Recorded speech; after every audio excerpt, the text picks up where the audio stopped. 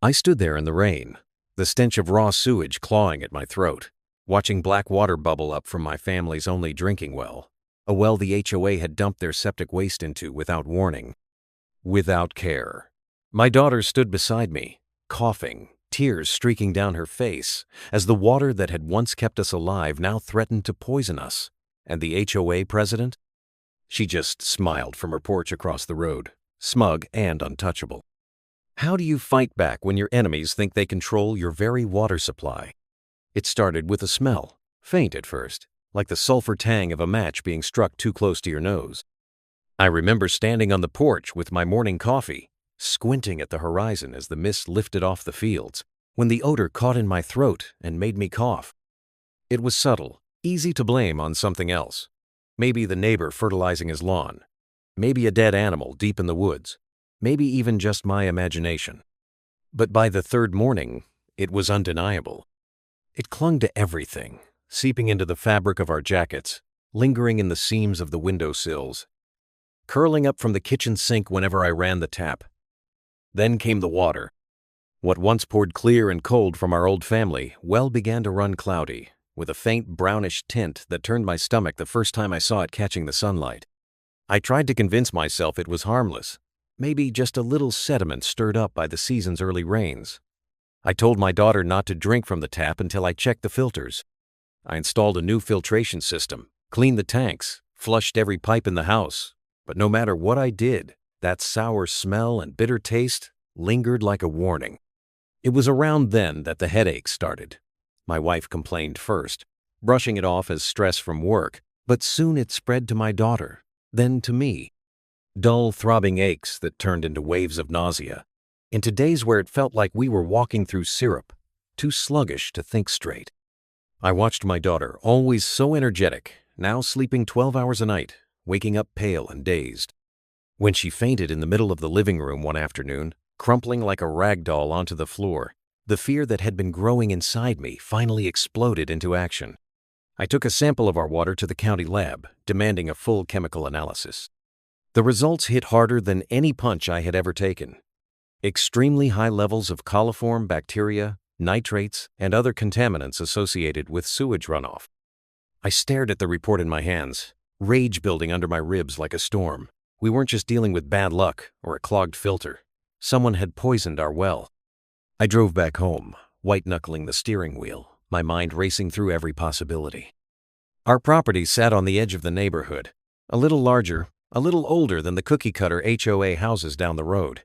We weren't on municipal water. We never had been.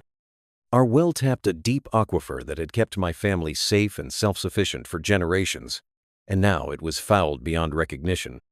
That night, I walked the perimeter of the property, flashlight in hand, looking for signs of anything, broken pipes, dead animals, illegal dumping, anything that could explain it. The air was thick, heavy with that same rotten stench. It led me down the slope behind the barn, past the tree line, toward the old drainage culvert that ran along the backside of the neighborhood. I crouched low, heart hammering against my ribs, and saw it, a thin, greasy film coating the edges of the runoff channel, reeking like a backed-up septic tank. I followed it upstream, the beam of my flashlight cutting through the dark like a blade, until I heard the rumble of engines.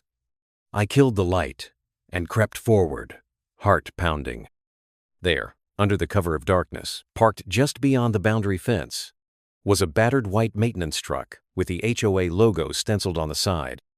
Two men in reflective vests were hosing down the inside of a septic pump, letting the runoff spill straight into the storm drain, the same storm drain that fed directly into the groundwater, and by extension, into my well. I felt a cold surge of disbelief crash over me. They were dumping septic waste into the neighborhood's drainage system, right into the veins of the land itself. I fumbled for my phone, recording everything, every slosh of filth pouring into the earth. Every careless laugh from the workers, as they joked about getting away with it again before sunrise. My fingers shook with a rage so potent, it made my vision blur. This wasn't negligence. This was deliberate. When they finally packed up and drove away, headlights off, I stayed hidden, my chest heaving with fury. I wanted to confront them right there, to drag them into the county office by the scruff of their necks and demand justice. But I knew better. I knew I needed more. I spent the next 3 nights watching, recording, gathering evidence. Every time, the same truck, the same dump job, the same callous disregard for the land they were poisoning. It wasn't random either. They were targeting the old drains that ran closest to my property, to my well. It wasn't just criminal. It was personal.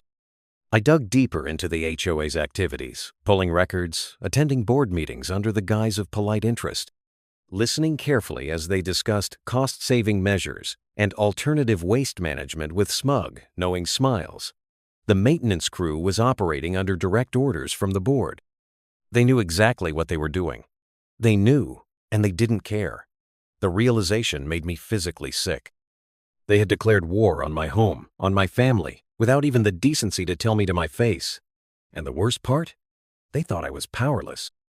They thought I would roll over, pay for bottled water, move away like so many others had before me. They thought wrong.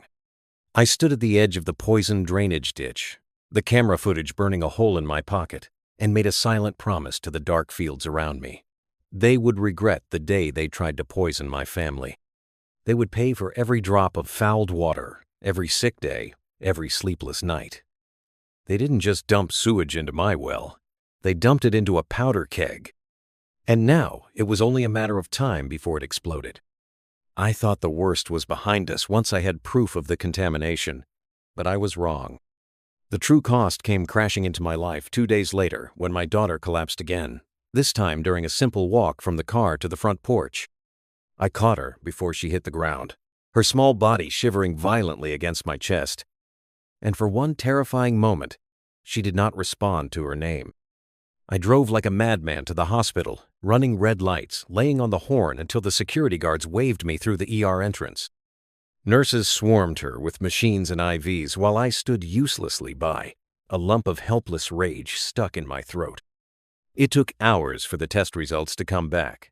Hours of pacing sterile hallways under fluorescent lights that buzzed loud enough to drive me half insane. When the doctor finally entered the waiting room, his face was grave, the kind of look you never want to see on a man wearing a white coat. He sat down across from me and said the words that cracked something vital inside my chest. Severe bacterial infection, likely from contaminated water sources, complications in her kidneys, elevated toxin levels in her blood, long-term risks, chronic damage, potential autoimmune responses. I remember gripping the edge of the plastic chair so hard it groaned under my fists. I wanted to believe it was some kind of mistake, some rare illness, some freak accident. But I knew better. I had seen the filth pouring into our ground with my own eyes. They had done this. The HOA had poisoned my little girl. She was hooked up to tubes and monitors for 3 days, fighting the infection, while I sat at her bedside holding her hand and trying not to let her see me fall apart. My wife barely spoke during those days, her face locked in a mask of silent devastation. I didn't eat.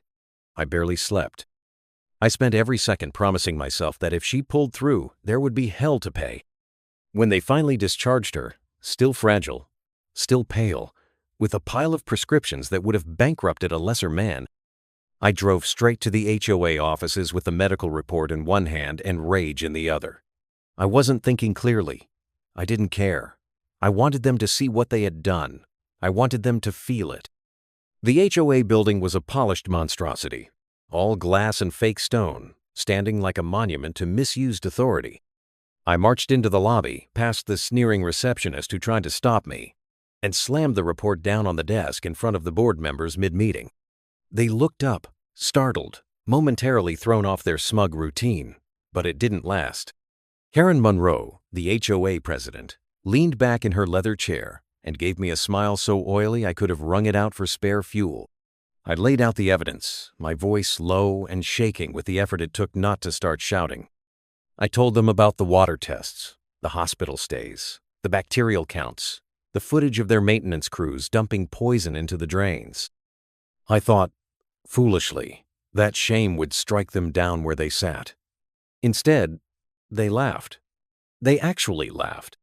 Karen stood up, brushed invisible lint from her designer blazer, and said in a voice dripping with false pity, "Well, perhaps if you had maintained your well properly, you wouldn't be facing these unfortunate consequences." the room filled with snickers from her cronies. Another board member, a bald man with a permanent sneer etched into his face, chimed in, "It's not the HOA's job to manage your personal property, sir. Maybe next time you should invest in better filtration systems instead of blaming hardworking community volunteers."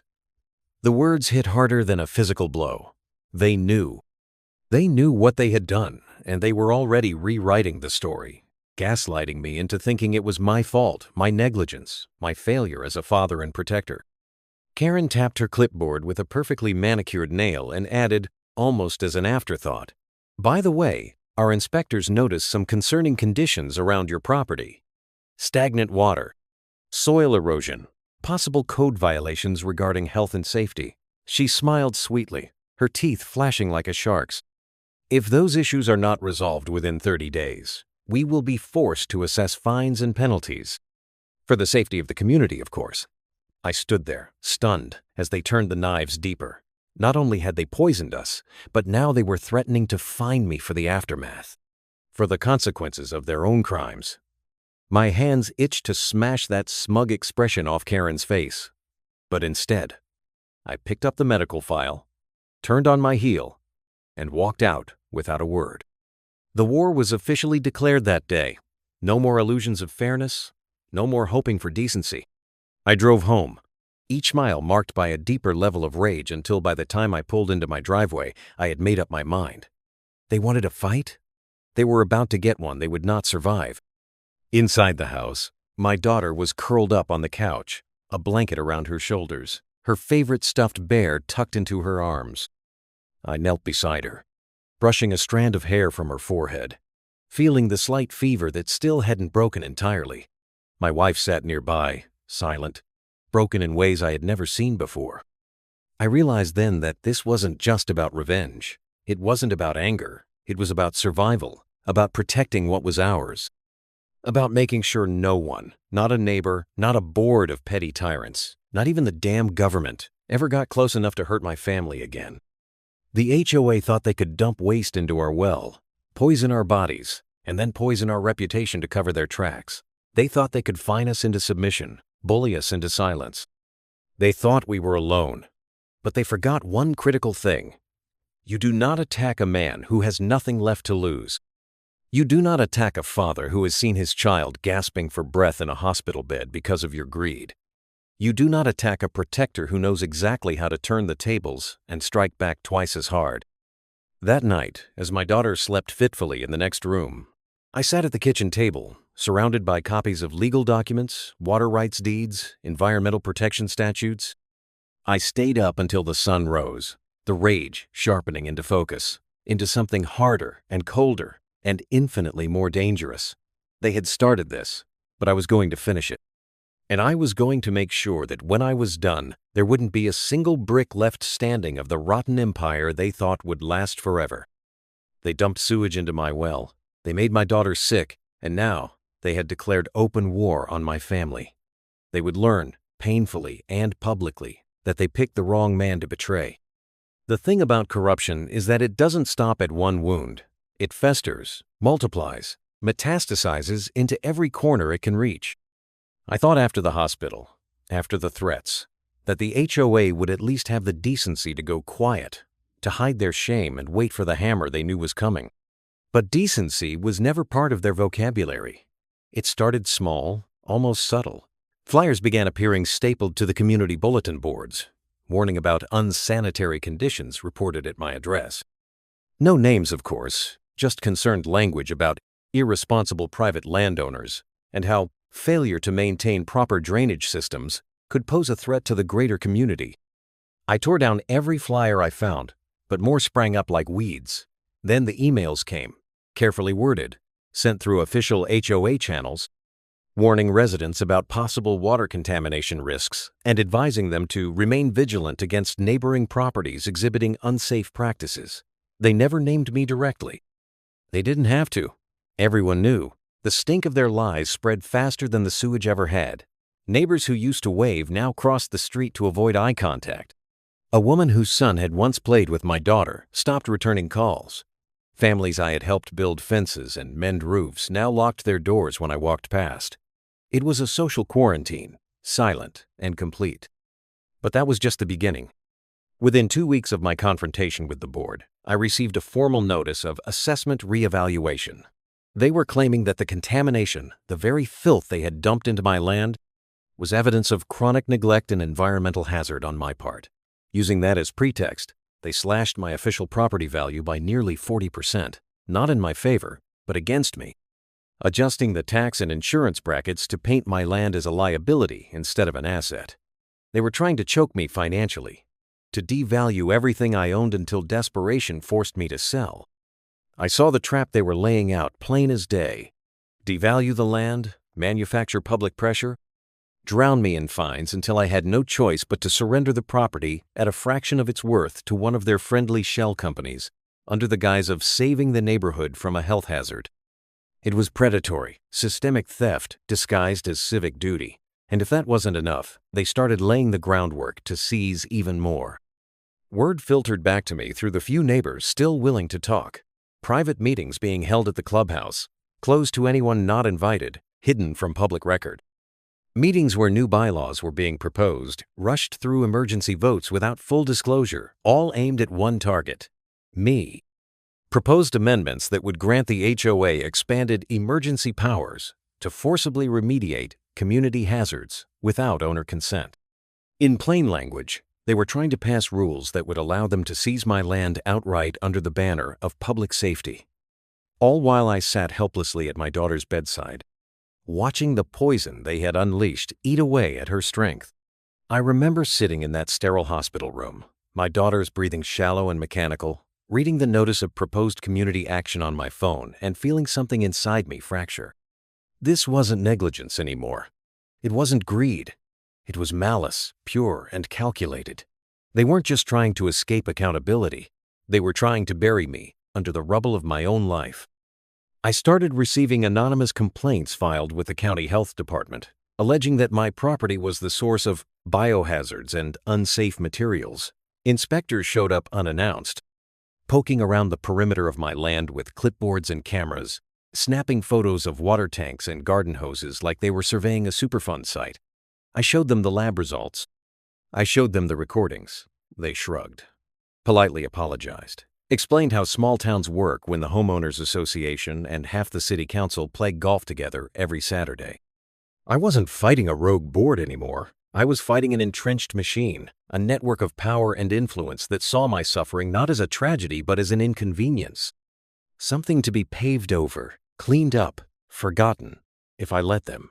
But I had no intention of rolling over. No intention of letting my daughter's illness, my family's poisoning, become just another footnote in their quarterly report. I knew now what I was up against. Not just bad neighbors, but a cartel dressed in khakis and polos, hiding their knives behind sunshine and committee meetings. They wanted to isolate me. Fine. I would make isolation my armor. They wanted to strip my land's value to nothing. Fine. I would make them choke on the roots they tried to tear out. They wanted to destroy my reputation. Fine. I would show them the power of truth when it is wielded not as a shield but as a spear. The night they held the secret meeting to finalize their emergency seizure bylaws, I sat parked across the street, my truck dark, engine off, recording everything through a long-range parabolic mic rigged together with an old CB antenna and a hell of a lot of stubbornness. I heard every word. I heard them laughing about how easy it would be to force me out. Heard Karen Monroe boasting about how she already had a buyer lined up for the land once they pried it from my hands. Heard them discuss, in chilling detail, how to manufacture more evidence against me if necessary. How to smear me as a threat to public health and safety. How to turn me into the villain. It was surreal, sitting there in the dark, listening to my own lynching planned out like a corporate acquisition deal. But the thing about recording snakes is that when you expose them to daylight, they can't slither back into the grass. Not easily. I smiled grimly to myself, thumbed the save button on the recorder, and whispered a promise to the night air. They thought they were writing my obituary. What they were really doing was signing their own death warrant. They escalated the injustice to crush me. What they had actually done was give me everything I needed to burn their empire to the ground. Legally, surgically, completely. They poisoned my well. They poisoned my family. And now, They were about to learn what happens when you try to drown a man in the very water he owns. They thought they were playing chess against a desperate man, a man backed into a corner, cornered by fines, rumors, and social exile. What they did not realize was that while they had been maneuvering their cheap plastic pieces around the board, I had been sitting quietly with a different game altogether in my lap. It started with an old manila folder, one I found gathering dust in my late grandfather's study when I had moved back to the property years ago. Inside was a series of brittle, yellowed documents, maps drawn in a hand steadier than any GPS could replicate, legal notices, and deeds from the early 1900s. At the time, I hadn't thought much of it. Another box of family history. Important, maybe. Sentimental, definitely. But not something I had given any serious thought. Until the water tests came back poisoned. Until the inspectors trespassed onto my land. Until the HOA dared to try and steal what was mine. In the cold rage of those sleepless nights after my daughter's hospitalization, I dug back through the piles of paperwork. I reread every line, every ancient survey marker, every water permit renewal scrawled in fountain pen ink by men who had long since turned to dust. That was when I found it, the key they had missed, the silent atom bomb buried under generations of legal oversight. The well on my property was not just a well. It was the registered point of origin for the entire community's water rights, an easement agreement established long before the HOA even existed, back when this land was nothing but farmland and cattle tracks. Under old county law, the aquifer beneath my property was the official source designated for agricultural and residential use for the whole surrounding area. Anyone drawing water within the plotted district, which now included every single house under HOA governance, was legally tied to my well through a complex but airtight rights structure. A structure that had never been updated, never been challenged, because no one had ever dared to question it. In legal terms, it meant this: I controlled the tap. They could find me. They could lie about me. They could threaten to seize my land. But the moment I moved, the moment I filed the right paperwork, I could stop the flow of water to every house under their jurisdiction. They needed me far more than I needed them. And the moment they contaminated my well, the original source, they had also committed an environmental violation on a protected water source, one that carried not just civil penalties, but federal ones. They hadn't just hurt my family. They had opened the door for me to destroy them legally, cleanly, and without any possibility of recovery. The next move was surgical. I hired an attorney, not a local one, but a specialist from 2 counties over. Someone with expertise in water rights, property law, and environmental protection statutes. We spent a week gathering every document, every lab test, every recording I had made. We filed for an emergency injunction, citing contamination of a critical water source and the urgent need to preserve community health pending investigation. I didn't announce it. I didn't warn them. I just watched, silent, as the trap closed. The first they knew about it was when the county truck showed up, sealing off the main valves, posting official notices on the clubhouse doors, bright red stickers, screaming in large, bold font. Water access suspended by order of the county health department. Community-wide alerts went out within the hour. Phones blew up. Neighborhood Facebook groups exploded with panic. Parents demanded to know why their faucets were dry, why their sprinklers sputtered uselessly in the morning sun, why their children's bathwater ran brown before it stopped altogether. HOA board members scrambled like ants in a flooded hill, issuing frantic, contradictory statements about temporary maintenance issues and upgrades to the system, even as trucks with county seals parked outside their homes to test soil and water for contaminants. I sat on my porch, sipping black coffee, watching the chaos bloom like a dark, beautiful flower. It didn't take long before Karen Monroe, sunglasses slipping down her nose, stormed up my driveway with 2 of her cronies in tow. She didn't even bother with pleasantries. She marched right up to me, jabbing a finger at my chest. "You're behind this, aren't you?" she hissed, her voice trembling with barely contained rage. I took a slow sip of my coffee before answering. "You poisoned my well," I said calmly, "and by extension the entire community's water supply. That well, in case you didn't know, is not just any well. It's the legally recognized point of origin for all community water rights under county law, as per the Rural Easement Act of 1907. I let that sink in, watching the realization dawn behind her fake tan and overbleached hair. When you contaminated it, I continued, voice low and surgical, you violated a federally protected resource, which means the county had no choice but to shut everything down until a full investigation is complete. Her mouth opened and closed like a fish gasping on dry land. One of her cronies, the bald man with a permanent sneer, tried to bluster about lawsuits and community disruption, but I cut him off with a single raised hand. You can try, I said. You can bring every lawyer your HOA dues can afford. But it won't change the fact that your organization is now facing potential EPA violations, class action suits from every homeowner who can't shower or flush a toilet, and criminal charges for conspiracy to conceal environmental hazards. I smiled, small and cold. And I have every piece of evidence ready to hand over to the right people. Karen's face went sheet white. Her knees actually buckled slightly, and she grabbed the arm of her friend to stay upright. I leaned back in my chair, savoring the silence stretching between us. I own your water, I said simply. I control whether your homes have working plumbing. And after what you did to my family, I have no interest in being generous. She tried one last desperate tactic, voice shaking, reaching for fake outrage. You can't do this. You'll ruin the neighborhood. You'll destroy property values. I chuckled without humor. You already did that when you dumped raw sewage into a protected water source, Karen. I'm just making sure you pay for it. With that, I stood, letting the screen door slam behind me as I went inside, leaving them standing on the porch like three drowned rats caught in a storm they never saw coming. That night, as emergency water stations were set up on the main road and families lined up with buckets and bottles under the sweltering sun, I sat at my kitchen table drafting the next set of legal strikes. I wasn't done. Not by a long shot. Cutting off the water was just the beginning. Now it was time to dismantle their entire empire, brick by brick, title by title, until there was nothing left but the ruins of their arrogance. They thought they controlled me. They thought they could break me. What they failed to realize was that from the moment they touched my well, from the moment they poisoned my daughter's blood, they had handed me the keys to their own destruction. The siege began with silence. Not a bang, not a declaration, but a slow, strangling absence. Water trucks lined the neighborhood streets like patient wolves, dispensing rations to furious, sweating families who couldn't so much as flush a toilet without my permission. Sprinklers lay dormant in brown lawns. Swimming pools cracked in the heat, paint peeling, filters clogged with stagnant muck.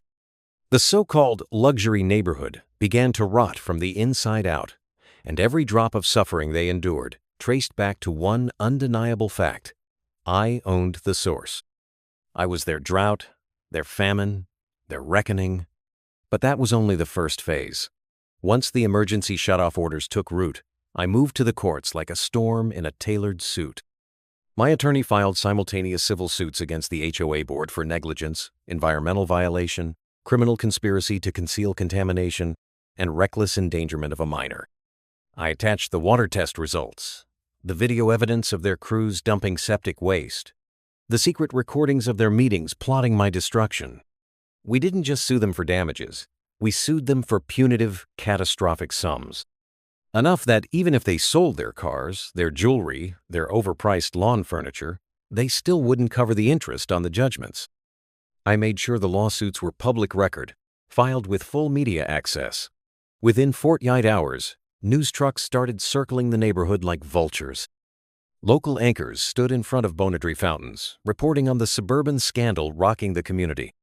National outlets picked it up next, drawn in by the delicious absurdity. Wealthy suburbanites poisoned by their own HOA's greed. Interviews started.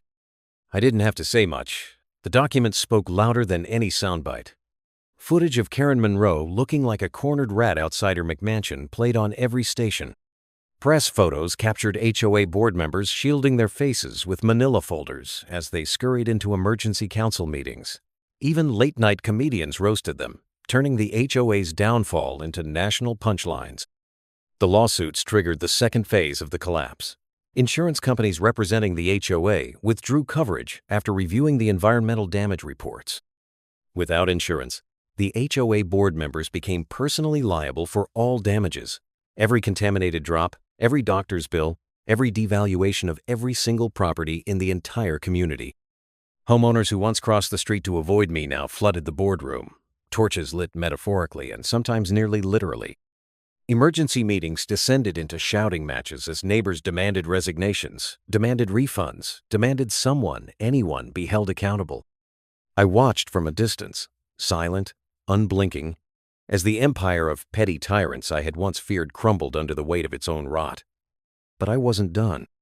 I leveraged the environmental contamination to file for a permanent dissolution order against the HOA itself, citing irreparable harm, breach of public trust, and endangerment of the community's health. With the water rights deed in my pocket and half the town ready to tear them apart, the judge barely took an hour to rule in my favor. The HOA was dissolved, their charter revoked, their assets frozen pending liquidation to pay restitution. Karen Monroe, who had once smiled down at me like a queen surveying a peasant uprising, now found herself slapped with personal liens, pending felony charges for environmental tampering, and a civil judgment that would devour her life savings.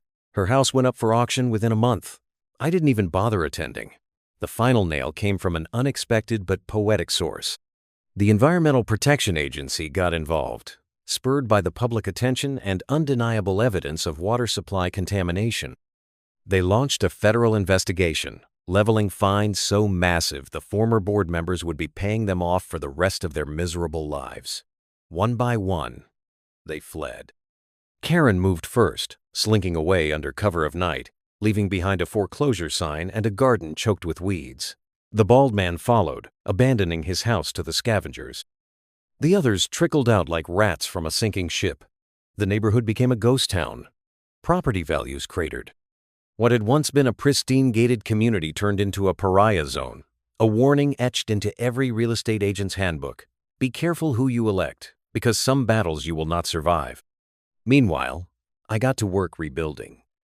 I contracted professional crews to restore the well, to purge the poisoned soil, to bring life back to the land my family had cultivated for generations.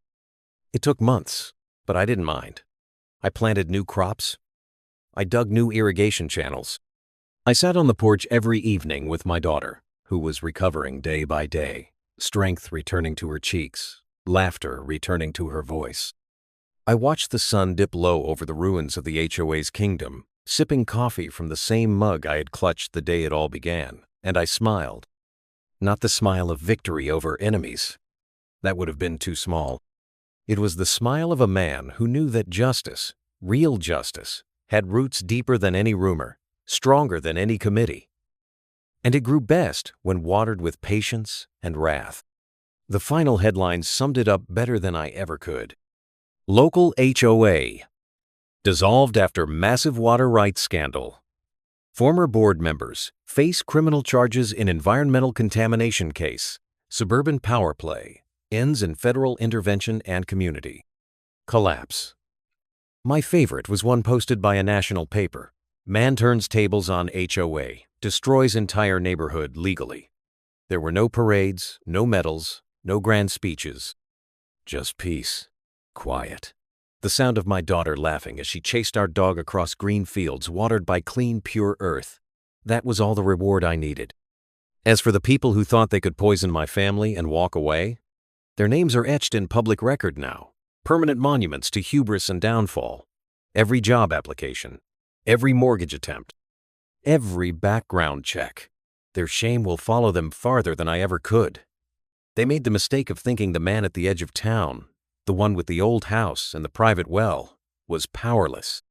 They thought a piece of paper and a title made them invincible. What they forgot is that some roots run deeper than any HOA charter. Some battles are fought not with noise, but with the steady, relentless certainty of a man who knows the land better than they know their own lies. They poisoned my water. They tried to poison my name. And I washed them away with the very power they had overlooked. It was never about revenge. It was about protection, about drawing a line in the dirt and daring them to cross it. They did. And now they are gone. All that remains is clean water, clean land, and the quiet, enduring strength of a family that survived everything thrown at them. Some victories are loud. Others, the ones that matter most, are simply lived.